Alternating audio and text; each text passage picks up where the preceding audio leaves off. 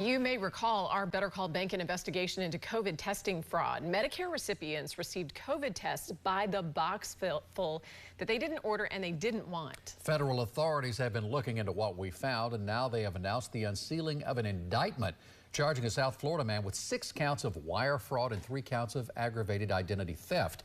Our consumer investigator Shannon Behnken is back as she continues to push for accountability. She joins us with the update. Jinky, these cases can sometimes take years to investigate, but today I sat down with a U.S. attorney who tells me his office will keep continuing prosecuting these types of cases. I started hearing from angry Medicare recipients and their families about unwanted COVID tests arriving in the mail about a year ago.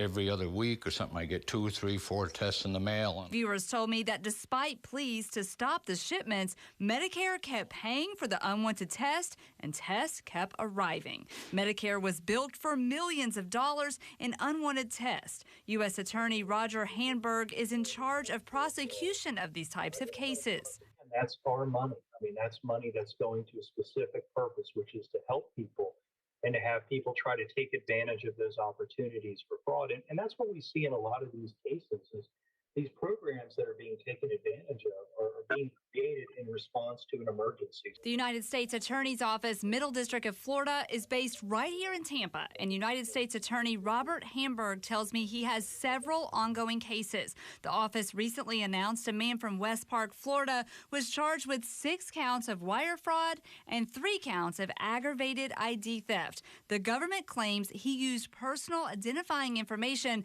of people incarcerated by the Florida Department of Corrections and even used names of deceased individuals in his claims. Handberg tells me these cases depend on Medicare recipients to report potentially fraudulent claims. And what I ask the people in our community is, if you see something, say something, and we are going to do the very best we can with our resources to do something.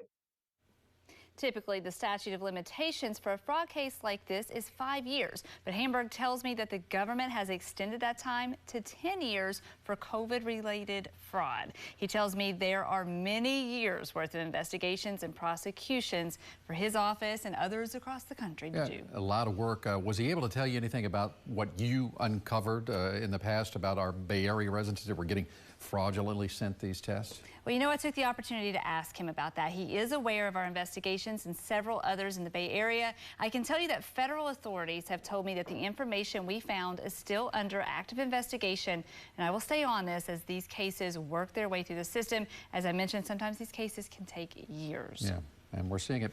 Thank you, Shannon.